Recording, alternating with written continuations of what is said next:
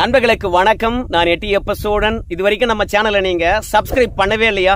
அப்படின்னா நீங்க சப்ஸ்கிரைப் பண்ணிக்கங்க. சப்போர்ட் பண்றது இருந்தா மறக்காம ஒரு லைக் ஒன் போட்டு போங்க. இன்னைக்கு என்ன செய்தியை பார்க்க போறோம்னு கேட்டீங்கன்னா, அனைத்து கட்சி கூட்டத்தில் ஆட்சி கலைப்புக்கு ஐடியா கொடுத்த நம்ம அண்ணன் தொல் திருமாவளவன் முதல்வர் முதற்கொண்டு அனைத்து கட்சி தலைவர்களும் அதிர்ச்சியில் உறைந்தனர். அப்படியா பார்த்துட்டாரு வேலைய அப்படின்னு சொல்லிட்டு கேட்பீங்க. அனைத்து கட்சி கூட்டத்தில் நம்ம அண்ணன் தொல் திருமாவளவன் அவர்கள் பேசின விஷயத்த நீங்க பார்த்தீங்கன்னா புரிஞ்சுக்கலாம். அவர் பேசினதை அண்ணாமலை அவர்கள் 2 நாளைக்கு முன்பாக பத்திரிகையாளரிடம் சில வார்த்தைகளை பகிர்ந்து கொண்டார். அதையும் சேர்த்து பார்த்தீங்கன்னா திமுக மீது என்னடா வன்மம் இருப்பதோ 140 நாளோ என்னதான் ஆட்சி, ஆனா அதை கூட கலைத்து விட வேண்டும் என்று ஐடியா கொடுக்கிறாரே அப்படின்ற எண்ணம் உங்களுக்குள்ள வரும். முதல்ல நம்ம அண்ணன் தொல் திருமாவளவன் அவர்கள் அனைத்து கட்சி கூட்டத்தில் என்ன பேசினார் என்ற விஷயத்தை கேட்டு வந்துடுங்க. பிறகு அண்ணாமலை பேசின விஷயத்தை ஒப்பிட்டு நான் உங்களுக்கு விளக்குகின்றேன். ஆக இவர்கள் மறைமுகமாக தேர்தல் ஆணையத்தை பயன்படுத்தி குடியுரிமை சட்டத்தை நடைமுறைப்படுத்துவது, என்ஆர்சியை உருவாக்குவது, அதுதான் இப்ப அவருடைய முக்கியமான நோக்கம். இந்த தேர்தல் வெற்றியோ அல்லது இந்த வாக்குரிமையை பறிப்பது என்பதோ அவருடைய நோக்கம் இல்லை. அவர்களின் இறுதி இலக்கை அறிவிப்பதற்கு என்ஆர்சி தேவைப்படுகிறது. என்ஆர்சியை நடைமுறைப்படுத்துவதற்கு இந்த தேர்தல் ஆணையத்தை பயன்படுத்துகிறார்கள். இந்த அரசியல் புரிதலோடு தான் இதை நாம் எதிர்கொள்ள இருக்கிறோம். இந்த வேலையை திட்டத்தை அவங்க அறிவிச்சிருக்கிறாங்க. இதுதான் மெயினா நம்ம புரிந்து கொள்ள வேண்டிய மிக மிக முக்கியமான செய்தி. இதை நாம் எதிர்கொள்வதற்கு பொலிட்டிக்கலா துணிச்சலா நாம் சில முடிவை எடுக்க வேண்டியிருக்கிறது. எனவே இந்த வாக்காளர் பட்டியலை சரி பண்றது கூட கைட்லைன்ஸ் இல்லைங்கிறது ஒரு புறம். அதை விட முக்கியமா தேர்தல் நடக்கிற அந்த காலத்தில் ஓராண்டில் இதை செய்யக்கூடாதுங்கிறது சட்டம் இருக்கு. அதுக்கான ஆக்ட் இருக்கு. முன்னால ஒரு வருஷத்துக்கு முன்னாடி நடத்தணும் அல்லது ஒரு தேர்தலுக்கு பின்னால நடத்தணும். தேர்தல் நடத்தி முடிச்சுட்டு செய்ய சொல்லலாம். இல்லைன்னா உச்சநீதிமன்ற தீர்ப்பு வரட்டும், இந்த வழக்கு முடியட்டும், அதுக்கு பிறகு செய்யன்னு சொல்லலாம். என்ஆர்சியை நடைமுறைப்படுத்துவதற்காக செய்றீங்க, அதனால இதை இப்ப நடைமுறைப்படுத்த கூடாது. நாங்க இதை கடுமையாக எதிர்க்கிறோம். நம்ம அண்ணன் பேசுறதெல்லாம் நல்லா தான் பேசுறாரு. ஆனா கடைசியில 2 வார்த்தை சொல்லுவார் பாருங்க, நல்லா கேளுங்க. முதல் வார்த்தை என்னன்னு கேட்டீங்கன்னா, இந்த வாக்காளர் சிறப்பு திருத்தத்தை தமிழகத்துல நடைமுறைப்படுத்த கூடாது அப்படின்னு சொல்லுவார். 2வது நாங்க எதிர்க்கின்றோம் அப்படின்னு சொல்லுவார். நடைமுறைப்படுத்த கூடாது, அரசியல் ரீதியாக நாம துணிச்சலான முடிவெடுக்க வேண்டும் என்று முதலமைச்சருக்கு பாத்தீங்கன்னா அறிவுறுத்துவாரு நம்முடைய அண்ணன் தொல் திருமாவளவன் அவர்கள். ஒருவேளை சிறப்பு வாக்காளர் திருத்தத்தை தமிழகத்துல நடைமுறைப்படுத்த கூடாது என்று திமுக முடிவெடுத்தால், ஏன்னா நாம தான் ஆளுங்கட்சி, நமக்கு கீழே தான் அதிகாரிகள் இருக்கிறாங்க. தமிழகத்தில் 65,000க்கும் மேற்பட்ட பூத்துகள் இருக்குது. இந்த வாக்காளர் சிறப்பு திருத்தத்தை நடைமுறைப்படுத்த வேண்டும் என்றால் பூத் லெவல் ஆபீசர்களை போடணும். ஒவ்வொரு பூத்துலையும் இப்ப தமிழக அரசாங்கமானது தமிழக ஊழியர்களை நியமிக்கலன்னு வச்சுங்களேன். ஏன்னா திமுகவுக்கும் வாக்காளர் சிறப்பு திருத்தத்தின் மீது நம்பிக்கை கிடையாது. அதை எதிர்த்து கொண்டு இருக்கின்றார்கள். ஒருவேளை ஆட்சி அதிகாரம் இருக்குதே என்பதனால இதை நடைமுறைப்படுத்தாம விட்டுட்டாங்கன்னு வச்சுங்களேன், அமைச்சர் பெருமக்களை பொறுத்த வரைக்கும் பதவி ராஜினாமா பண்ணிட்டு போயிடலாமா. 2வது ஆட்சியும் கலைச்சிட்டு குடியரசுத் தலைவர் இருக்காங்க இல்லையா, அவங்க தலைமையில வாக்காளர் சிறப்பு திருத்தத்தை நடைமுறைப்படுத்தி தேர்தலும் பாத்தீங்கன்னா ஜனாதிபதி தலைமையில தமிழகத்துல நடத்திட்டு போலாமா. அதற்கான சட்ட வழிமுறைகள் பாத்தீங்கன்னா நம்முடைய இந்திய அரசியலமைப்பு சட்டத்தில் சொல்லப்பட்டிருக்குதான். இதை தான் 2 நாளைக்கு முன்பாக பத்திரிகையாளரிடம் அண்ணாமலை அவர்கள் பகிர்ந்து கொள்வார். திமுக SIR என்ற சிறப்பு வாக்காளர் திருத்தத்தை எதிர்க்கிறது. அது நடைமுறைப்படுத்தலைன்னா என்ன பண்ணுவீங்க அப்படின்னு கேட்கும் போது தான் சொல்லுவாரு, அமைச்சர் பெருமக்களா இருக்கலாம், இல்ல முதலமைச்சரா இருக்கலாம், பதவி பிரமாணம் எடுத்துக்கொள்ளுகின்ற போது இந்திய அரசியலமைப்பு சட்டத்துக்கு எதிராக செயல்பட மாட்டேன். இந்திய அரசியலமைப்பு சட்டத்தில் சொல்லப்பட்டிருக்கிறத நான் நடைமுறைப்படுத்துவேன். இந்திய அரசியலமைப்பு சட்டத்தை பாதுகாப்பேன். இந்திய அரசியலமைப்பு சட்டத்தை மதிப்பேன் அப்படின்னு சத்திய பிரமாணமும் பதவி பிரமாணமும் ரகசிய காப்பு பிரமாணமும் எடுத்துக்கிட்டு இருக்கின்றார்களாம் திமுக அமைச்சர்களும் முதலமைச்சரும். சோ தேர்தல் ஆணையத்துக்கு இருக்கக்கூடிய அதிகாரத்தின் அடிப்படையில் நீங்க இதெல்லாம் செஞ்சாகணும் அப்படின்னு ஒரு மாநில அரசாங்கத்துக்கு உத்தரவு போட்டாங்கன்னா, தேர்தல் ஆணையத்தின் உத்தரவை ஒரு மாநில அரசாங்கமானது நடைமுறைப்படுத்தணும். அப்படி நடைமுறைப்படுத்தணும் வச்சுங்களேன், ஆட்சி அவுட் ஆயிடும். ஆனா நம்ம அண்ணன் தொல் திருமாவளவன் என்ன சொல்றாரு, இந்த SIR நடைமுறைப்படுத்தவே கூடாது, துணிச்சலான முடிவெடுங்க அப்படின்னு நம்ம அண்ணன் சொல்றாரு. ஆனா அனைத்து கட்சி கூட்டத்தில் பல தலைவர்களும் கலந்து கொண்டார்கள். அவங்க பேசுனது வேறு விதமா இருந்தது. ஆனா நம்ம அண்ணன் தொல் திருமாவளவன் அவர்கள் பேசுனது வேறு விதமாகவே இருந்தது. இப்போ செல்வ பெருந்தகை இருந்தாரு, தேர்தல் ஆணையத்தை பயன்படுத்தி பாஜக இங்கே ஆட்சி கட்டளை வரணும் என்று நினைக்கிறாங்க, அதுக்கு நாம இடம் கொடுக்க கூடாது, நாம உச்சநீதிமன்றத்தை நாடணும் அப்படின்னாங்க. கம்யூனிஸ்ட் கட்சிகளை பொறுத்த வரைக்கும் நம்ம தமிழகத்துல இந்த வாக்காளர் சிறப்பு திருத்தத்தை வந்து பாத்தீங்கன்னா மக்கள் எல்லாம் ஆதரிக்கிறாங்க. ஆனால் இந்த வாக்காளர் சிறப்பு திருத்தத்துக்கு பின்னாடி எவ்வளவு சதி இருக்குது என்ற ஒரு விழிப்புணர்வை மக்களிடையே ஏற்படுத்த வேண்டும் அப்படின்னு 2 கம்யூனிஸ்ட் கட்சிகளும் கேட்டுக்கிட்டாங்க. நம்முடைய வைகோ அவர்களை பொறுத்த வரைக்கும், அப்பா பல வட மாநில தொழிலாளர்கள் தமிழகத்துக்கு வந்திருக்கிறாங்க, அவங்களை எல்லோரையும் வந்து வாக்காளர் பட்டியலில் சேர்க்கணும் என்பதற்காக தான் பாஜக இந்த மாதிரியான குறுக்கு வழியை பயன்படுத்துது, அதனால நாம இதை தடுத்து நிறுத்தணும் அப்படின்னு சொன்னாரு. அதற்கு பிறகு வந்து நம்முடைய கி வீரமணி அவர்கள் அவருடைய கொள்கை சார்ந்து அவர் பேசினாரு, அதெல்லாம் நம்ம விட்டுருவோம். அதற்கு பிறகு கமலஹாசன் அவர் என்ன சொல்றான்னு கேட்டீங்கன்னா, வரலாற்றில் இல்லாத அளவுக்கு தேர்தல் ஆணையத்தின் மீது நம்பிக்கை இழந்து போய்விட்டார்கள் மக்கள். அது மகாராஷ்டிரா மற்றும் கர்நாடகாவில் இருந்த வாக்கு குளறுபடி தான். மகாராஷ்டிராவில் வந்து பாத்தீங்கன்னா வாக்குப்பதிவு நடந்தது, அதற்கான சிசிடிவி காட்சிகள் கூட கொடுக்க மாட்டீங்க. வரலாற்றில் இல்லாத அளவுக்கு தேர்தல் ஆணையத்தின் மீது நம்பிக்கை இல்லாத காரணத்தினால இந்த எஸ்ஐஆர் தொடர்பாக நாம சட்ட போராட்டம் நிகழ்த்தணும். நமக்கு ஒரு தெளிவு கிடைக்க வேண்டும். மக்கள் நீதி மையத்தை பொறுத்த வரைக்கும் இந்த வாக்காளர் சிறப்பு திருத்தமே வேண்டாம் என்று சொல்லல, ஆனால் பல சந்தேகத்துக்குரிய விஷயங்கள் இருக்குது. அவையெல்லாம் தேர்தல் ஆணையமானது தீர்க்கப்பட வேண்டும், இல்ல தீர்க்கணும். அதுக்கு பிறகுதான் இதெல்லாம் வந்து பாத்தீங்கன்னா நடைமுறைப்படுத்தணும் அப்படின்னு கமலஹாசன் அவர்கள் பேசினாரு. அதுக்கு பிறகு முதலமைச்சர் ஐயா அவர்களை பொறுத்த வரைக்கும் அனைத்து கட்சி கூட்டமானது நடந்து முடிந்துட்ட பிறகு அனைவருக்கும் நன்றி சொல்லியிருக்கின்றாரு. அதோட அனைத்து கட்சி கூட்டத்தில் வந்து ஒரு மனதாக கிட்டத்தட்ட 49 கட்சிகள் கலந்து கொண்டது. அழைப்பு விடுக்கப்பட்டது 60 கட்சிகளுக்கு. அதில் 49 கட்சிகள் ஒரு மனதாக ஒரு தீர்மானத்தை ஏற்றிருக்காங்க. அந்த தீர்மானம் என்ன சொல்லுது அப்படின்னு பார்க்கும் பொழுது, இந்த வாக்காளர் சிறப்பு திருத்தத்துல பல்வேறுபட்ட குளறுபடிகள் இருக்குது. இந்த குளறுபடிகள்லாம் நீக்கிட்ட பிறகு போதிய கால அவகாசம் கொடுத்து தமிழகத்துல சட்டப்பேரவை தேர்தல்லாம் நடந்து முடிந்து விட்ட பிறகு அடுத்த ஆண்டு வந்து இந்த வாக்காளர் சிறப்பு திருத்தத்தை வந்து கொண்டு வரலாம். யாரும் பாதிப்பு அடையாத அளவுக்கு போதிய விளக்கங்களும் தெளிவும் கொடுத்து இதை வெளிப்படையாக நடத்தலாம். ஏன்னா இந்த வாக்காளர் சிறப்பு திருத்தம் என்கின்ற பொழுது இப்போ அவசரமா செய்யறாங்க. இப்போ அதிகாரிகளை பொறுத்த வரைக்கும் மழைக்காலத்துல போய் வேலை பார்ப்பாங்களே கண்டு ஒருபோதும் வாக்காளர் சிறப்பு திருத்தத்துக்காக கீழே இறங்கி எப்படி வேலை பார்ப்பாங்க. அதனால நம்மளை பொறுத்த வரைக்கும் போதிய கால அவகாசம் கொடுக்கணும். 2வது, இந்த வாக்காளர் சிறப்பு திருத்தத்தில் பல்வேறுபட்ட குளறுபடிகள் இருக்குது, தெளிவில்லாமல் இருக்குது. இந்த வாக்காளர் சிறப்பு திருத்தத்துக்கு எந்த விதமான ஆவணங்களும் வேண்டாம் அப்படின்னு சொன்னீங்க. ஆனா பல இடங்கள்ல வாக்காளர் சிறப்பு திருத்தத்தில் வருகின்ற அதிகாரிகள் ஒருவேளை பர்த் சர்டிஃபிகேட் கேட்டாங்கன்னா அந்த பர்த் சர்டிஃபிகேட்டை காட்டணும். சில தருணங்களில் ஆதார் கார்டு கேட்டாங்கன்னா அந்த ஆதார் கார்டை வந்து கொடுக்கணும். அது மட்டும் இல்லை, இவையெல்லாம் தாண்டி சில ஆவணங்களை கேட்போம். அந்த ஆவணங்களை வந்து பார்த்தீங்கன்னா நீங்கள் கொண்டு வரணும்னு சொல்கிறீங்க. அந்த ஆவணங்களை எங்கே வாங்கணும், யாரிடம் வாங்கணும், எவ்வளோ நாளுக்குள்ளே வாங்கப்பட்டு இருக்கணும், எந்த தெளிவும் இல்லையே.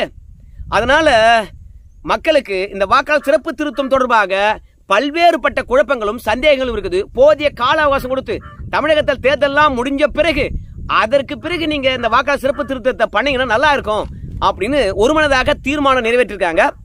அதனால இந்த அரசாங்கத்தின் சார்பில் உச்ச நீதிமன்றத்தை நாடுவது. ஏன்னா இந்த வாக்காளர் சிறப்பு திருத்தம் தொடர்பாக இறுதி தீர்ப்பானது உச்ச நீதிமன்றத்திலே வரல. அப்படி இருக்கும் பொழுது ஏன் அவசரமாக இதை நடத்தணும் அப்படின்னு திமுக வந்து அனைத்து கட்சி கூட்டத்தில் முடிவெடுத்திருக்கிறாங்க, ஒரு தீர்மானம் போட்டிருக்காங்க. முதலமைச்சரும் அதான் சொல்லியிருக்கின்றார், உண்மையான வாக்காளர்களுடைய வாக்கை பறிக்கும் விதமாக பாஜக தேர்தல் ஆணையத்தை பயன்படுத்துது. அதனால நாம ஒருபோதும் இது விட்டு கொடுக்க கூடாது. எப்படி அனைத்து கட்சி கூட்டத்தில் அனைவரும் ஒன்று திரண்டு நாம ஒரு தீர்மானத்தை இயற்றினோமோ அதே மாதிரி அனைத்து கட்சிகளும் ஒன்று திரண்டு நாம நீதிமன்றத்தை நாடுவோம், நல்லதொரு தீர்ப்பை பெறுவோம். அதற்கு பிறகு வாக்காளர் சிறப்பு திருத்தத்தை வந்து பாத்தீங்கன்னா நடைமுறைப்படுத்த சொல்லுவோம் அப்படின்னு முதல்வர் வந்து பாத்தீங்கன்னா அனைத்து கட்சி கூட்டமாக நடந்து முடிந்த பிறகு தன்னுடைய சமூக வலைதளத்துல பதிந்து இருக்கிறாருங்க.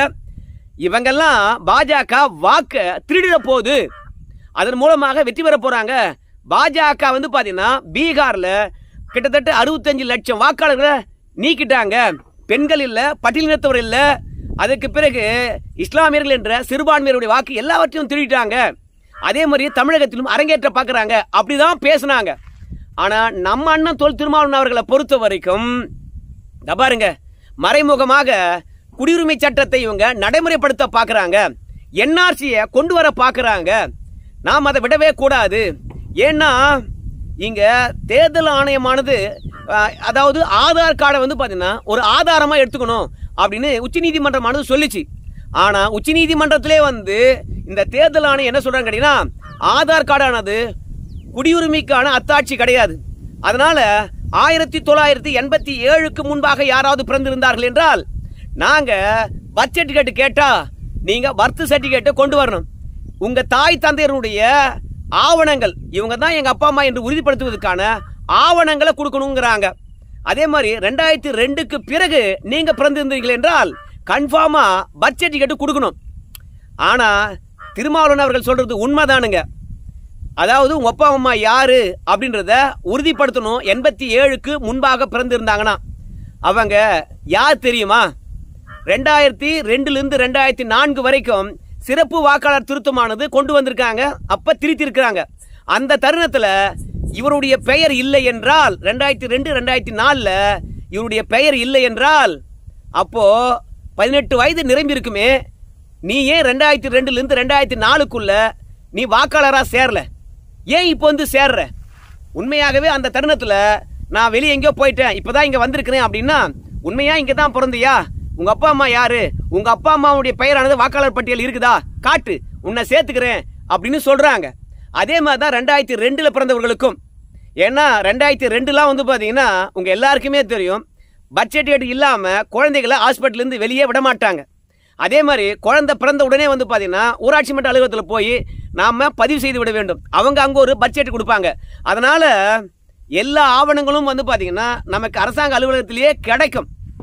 2002லிருந்து 2004ல சிறப்பு திருத்தத்தின் போது உன்னுடைய பெயர் இல்லைன்னா ஏன் இல்லைன்றதுக்கான ஆதாரம் கேட்குறாங்க. ரெண்டாவது, ஆதார் கார்டு எப்போ கேட்பாங்கன்னு கேட்டிங்கன்னா, எந்த ஆவணங்களும் கிடைக்கலப்பா அப்படின்னும் போது ஆதார் கார்டை கொடுக்கலாம். அது ஒரு சப்போர்ட்டிங் தான். அது மட்டும் கிடையாது, இன்னைக்கு என்ஆர்சியை கொண்டு வர போகிறாங்க. ஏன்னு கேட்டிங்கன்னா இன்னைக்கு பிறப்பு சான்றிதழ்லாம் கேட்குறாங்கன்னா என்ன அர்த்தம்? நம்மக்கிட்டலாம் பிறப்பு சான்றிதழ் இருக்குமா? நாமெல்லாம் எப்போ பிறந்தோம்? அதனால நீதிபதியே கேட்டாரு, ஏவா நான் எங்கே பிறந்தேன் எப்படி பிறந்தேன்னு எனக்கு தெரியல, என்னுடைய பிறப்பு சான்றிதழே இருக்காது, சாதாரண மக்கள்கிட்ட போய் பிறப்பு சான்றிதழ் கேட்குறீங்க, இதெல்லாம் நியாயமா இருக்குமா அப்படின்னு நீதிபதியே கேட்டாரு. இப்போ வாக்காளர் சிறப்பு திருத்தத்தில் இன்னைக்கு தேர்தல் ஆணையம் கேட்குதுன்னா என்ன அர்த்தம்? அவங்கள நேரடியாக குடியுரிமை சட்டத்தின் மூலமாக இவங்க யாரு, எங்கிருந்து வந்தாங்க, எதுக்கு வந்திருக்காங்க, எவ்வளவு நாளா இங்க தங்கியிருக்காங்க அப்படின்னு குடியுரிமை சட்டத்தை நடைமுறைப்படுத்துறதுக்கு, என்ஆர்சியை நடைமுறைப்படுத்துறதுக்கு அரசியல் கட்சிகள் எதிர்ப்பு தெரிவிக்கிறாங்கன்னு சொல்லிவிட்டு இப்ப வாக்காளர் சிறப்பு திருத்தம் என்ற அடிப்படையில் இன்னைக்கு பர்த் சர்டிபிகேட் கேட்பது, ஆதார் கார்டு வேணாம்னு சொல்றது, அதற்கு பிறகு இந்த பாஸ்போர்ட், அது மட்டும் இல்ல எளிய மக்களால் கொண்டு வர முடியாத ஆவணங்களை கேட்பதெல்லாம் வந்து பாத்தீங்கன்னா பல பேர் இந்த வாக்காளர் பட்டியலில் இருக்கக்கூடாது, குறிப்பா சிறுபான்மை இருக்கக்கூடாது என்பதற்காக என்ஆர்சியை நடைமுறைப்படுத்துறதுக்காக தான் இன்னைக்கு வாக்காளர் சிறப்பு திருத்தத்தை கொண்டு வந்திருக்கிறாங்க அப்படின்னு பேசிட்டு, இது மத ரீதியாக வன்மம் கொண்ட பாஜக முதல்ல வாக்காளர் பட்டியலில் இருந்து யாரெல்லாம் வெளியேற்ற முடியுமோ அப்படி வெளியேற்றி விட்டு கடைசியில் அவங்களுடைய லாங் டைம் பிளான் என்னவோ அதை நடைமுறைப்படுத்துறதுக்காக தான் இதை செயல்படுத்துறாங்க. அதனால இது சிறுபான்மையினருக்கு எதிராக கொண்டு வரப்படுகின்ற இந்த வாக்காளர் சிறப்பு திருத்தத்தை அனுமதிக்க கூடாது, நடைமுறைப்படுத்த கூடாது. அரசியல் ரீதியாக நாம் ஒரு தைரியமான முடிவெடுக்கணும், நம்ம நடைமுறைப்படுத்த மாட்டோம் என்ற ஒரு தீர்க்கமான முடிவுக்கு வரணும் அப்படின்னு நம்ம அண்ணன் மட்டும்தான் பேசினார். ஏன்னா இந்த வாக்காளர் சிறப்பு திருத்தம் என்பது சிறுபான்மையர்களை வந்து இந்த நாட்டிலிருந்து வெளியேற்றுவதற்கு தான். குடியுரிமை சட்டத்தை இவங்க வேறு மாதிரியா கொண்டு வராங்க அப்படின்னு கடைசி வரைக்கும் கேவலமான அரசியல் மட்டும்தான் நம்ம அண்ணன் பண்றாரு. கண்டி ஒன்னே ஒன்று தான் நம்ம அண்ணன் கிட்ட நாம கேட்பது, ஏன்னா ஆளுங்கட்சி தவிர்த்து அவங்க கூட்டணி கட்சிகளை தவிர்த்து எதிர்கட்சிகள் கூட தெளிவா சொன்னாங்க ஒரு 3 விஷயம். முதல் விஷயம் என்னன்னு கேட்டீங்கன்னா, இது 9 முறை வந்து நம்ம நாட்டில் இந்த மாதிரி வாக்காளர் சிறப்பு திருத்தமானது பல்வேறுபட்ட ஆட்சி காலங்களில் நடத்தியிருக்காங்க, அப்போதெல்லாம் நீங்க ஏன் எதிர்க்கல அப்படின்னு கேட்டாங்க. ரெண்டாவது இன்னொரு விஷயம் கேட்டீங்கன்னா, இன்னைக்கு வாக்காளர் சிறப்பு திருத்தத்துக்கு எதுவெல்லாம் ஆவணமா கேட்கிறாங்களோ அதே ஆவணங்களை தான் கடந்த காலங்கள்லயும் தேர்தல் ஆணையம் கேட்டுச்சு. காங்கிரஸ் ஆட்சி இருக்கலாம், பாஜக ஆட்சி இருக்கலாம், எல்லா ஆட்சி காலத்திலும் தேர்தல் ஆணையமானது வாக்காளர் சிறப்பு திருத்தத்துக்கு இப்ப என்ன ஆவணங்களை கேட்டாங்களோ அந்த ஆவணங்களை தான் கடந்த காலங்களிலும் கேட்டாங்க.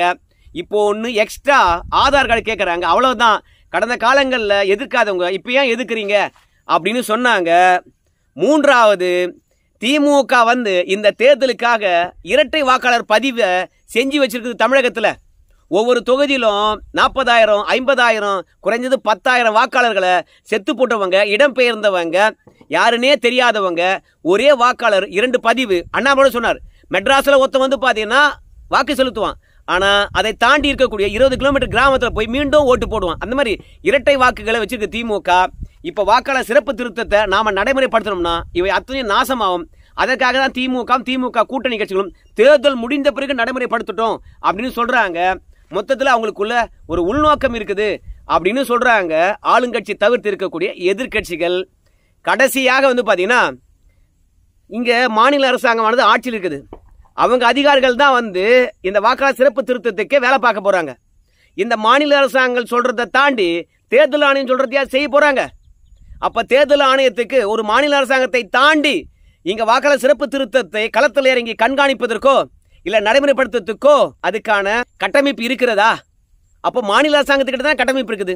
அப்போ மாநில ஊழியர்களை தாண்டி அவங்க உண்மையான வாக்காளரை நீக்கிட்டு பாஜக ஆதரவான வாக்காளர்களை சேர்க்க முடியுமா? அப்படின்னா இத்தனை விஷயங்களும் எடுத்து சொல்கின்ற போதும் இந்த வாக்காளர் சிறப்பு திருத்தத்தை திமுகவும் கூட்டணி கட்சிகளும் எதிர்க்கின்றது என்றால் அவங்களுக்கு தான் ஏதோ ஒரு உள்நோக்கம் இருக்குதுன்னு சொல்கிறாங்க. ஆனால் வெளிப்படைத்தன்மையுடன் நேர்மையாக முக்கியமாக எதிர்கட்சிகள் வைக்கின்ற ஒரே ஒரு ஆதாரம், பீகாரில் 65 லட்சம் பேரை வாக்காளர் பட்டியலிருந்து நீக்கிட்டேன்னு சொன்னீங்க. ஒருத்தனாவது வந்து என் பேரை நீக்கிட்டாங்க அப்படின்னு கம்ப்ளைண்ட் கொடுத்தானா, புகார் கொடுத்தானா? அப்படின்னா எவ்வளவு சிறப்பாக வாக்காளர் சிறப்பு திருத்தமானது நடந்திருக்கிறது. ஆனால் தமிழகத்தில் மட்டும் ஏன் வந்து குழப்பம் பண்ணுறீங்க? உங்களுக்கு அரசியல் பண்ணுறதுக்கு வேற எதுவுமே கிடையாதா? வாக்காளர் சிறப்பு திருத்தம் மட்டும்தான் வந்ததா? நம்ம இந்திய அரசியலமைப்பு சட்டப்படி ஒவ்வொரு அமைப்பும் உருவாக்கப்பட்டிருக்குது. அந்த அமைப்பின் மீது கூடிய நம்பிக்கையை மக்களுக்கு வந்து பார்த்தீங்கன்னா திமுக போன்ற கட்சிகள் சிதைக்கிறது அப்படின்னு நம்ம அண்ணாமலை போன்றவங்கெல்லாம் எதிர்கட்சிகள்லாம் குற்றச்சாட்டு வச்சாங்க. இதில் தேமுதிக வந்து பார்த்தீங்கன்னா அனைத்து கட்சி கூட்டத்தில் போய் கலந்து கொண்டிருக்குது. அவங்க கேப்டன் என்ன நோக்கத்துக்காக கட்சி தொடங்கினாங்களோ அந்த நோக்கத்தை ஒட்டுமொத்தமாக பிரேமலதா விஜயகாந்த் அவர்கள் சிதைத்து விட்டார்கள். அவங்க அரசியல் வியாபாரியாக பேரம் செய்கிறவங்களாக மாறிட்டாங்க. அதனால் திமுக இடத்துல 8 தொகுதி கேட்டாங்களாம், அவங்க 6 தொகுதி கொடுக்குறாங்களாம். இப்போ இந்த அனைத்து கட்சி கூட்டத்தில் போய் சப்போர்ட் பண்ணோம்னா 8 தொகுதி கொடுப்பாங்க. திமுக கூட்டணியிலே இணையலாம் என்ற அரசியல் வியாபாரியாக, அரசியல் புரோக்கராக மாறி தொகுதி உடன்பாட்டுக்காக இந்த அனைத்து கட்சி கூட்டத்தில் போய் தேமுதிக கலந்து கொண்டிருக்குது. இதெல்லாம் கேப்டன் உயிரோடு இருந்தான்னா சத்தியமாக பிரேமலதா விஜயகாந்த் அவர்களை மன்னிக்கவே மாட்டாங்க. என்ன பண்ணுறதுங்க? அண்ணன் தொல் திருமாவளவன் அவர்களை பொறுத்த வரைக்கும் நடைமுறைப்படுத்தக்கூடாது என்ற ஒரு வார்த்தையை சொல்லி திமுக ஆட்சிக்கு ஆப்பு வச்சிடலான்னு பார்த்தாருங்களே. அவரை கூட வச்சிருப்பது இப்போ மட்டும் இல்லை, வருங்காலத்துக்கும் டேஞ்சர் என்பது தான் நம்ம முதலமைச்சர் ஐயா புரிந்து கொள்ள வேண்டும். நம்ம முதலமைச்சர் கூட வந்து பார்த்தீங்கன்னா எந்த இடத்துலையும் நாங்கள் நடைமுறைப்படுத்த மாட்டோம் என்று சொல்லலைங்க.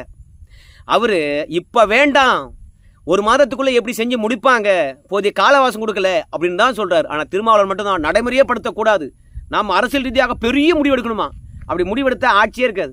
ஒருவேளை ஆட்சி கழிச்சிட்டா அந்த அனுதாபத்தில் வெற்றி பெற்றலாம் என்று சொல்கிறாரு என்னவோ நம்ம அண்ணன் தொல் திருமாவளவன் அவர்கள். சரி, இதுக்குள்ளே எத்தனை அரசியல் கணக்கு இருக்குன்னு நமக்கு தெரியல. என்ன நடந்ததோ அனைத்து கட்சி கொடுத்தா அதை எல்லாத்தையும் சொல்லிட்டு உங்கள் கருத்தை தெரிவிங்க. நன்றி நண்பர்கள்.